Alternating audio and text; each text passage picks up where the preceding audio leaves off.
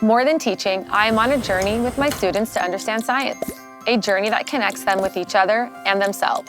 I hope my students experience a classroom in which they are seen, valued, and heard. I believe that our experiences shape what we value, foster our curiosity, and propel us in directions that matter. So we start by working to determine where each of us fit in this world. My path took me to Jerusalem and back. I often feel like I'm navigating between two worlds. Sharing this with my students encourages them to share their own experiences with identity.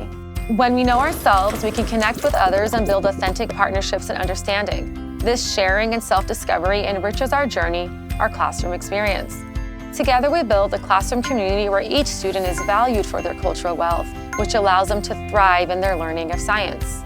We explore scientific concepts through our humanness, all in a classroom grounded in strong relationships and emotional care for each other. Embracing social-emotional learning in my teaching means that I seek to understand the whole person. It means I lead with compassion, model vulnerability, listen to understand, and ask questions to further my understanding, resulting in a fuller exploration of science and the impact science has on our lives. I am on a journey. I am a science teacher. I am a National Board certified teacher. I am Aminah Abdelhaq, and I am a teacher leader.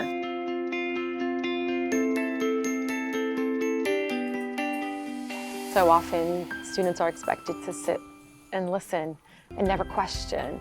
But if I can show up in vulnerability, then that's when I'm being my bravest. I think that they know that I'll be there for them.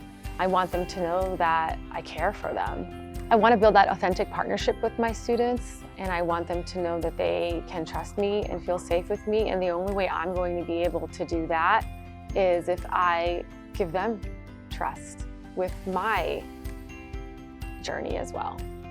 What I'm wanting for my students is for them to learn that their journey includes other people, and other people could include other cultures, other faiths. Essentially, science exists to help others, whether it be engineering or new medications. We may use the science and the data to gather evidence and to build a certain technology, but at the end of the day, there are faces behind the numbers and behind the data. I think spending some time looking at the social-emotional piece in science has really helped them understand that when we are studying concepts and looking at other people in different places, that how they may feel in a given moment may be similar to how someone else in a different culture or in a different part of the world may feel. So it's realizing that we are more alike than we are different, regardless of where we are in the world. I think my students are curious. I think they're curious to understand how things work and then how it impacts people. That thirst, that curiosity allows my students to pivot in a direction where they can be advocates for themselves, but also for others. When you can attach stories to an event like an earthquake, for example, it makes them curious about what they can do to help. They're game changers. They're going to be the ones that bring positive change to our communities.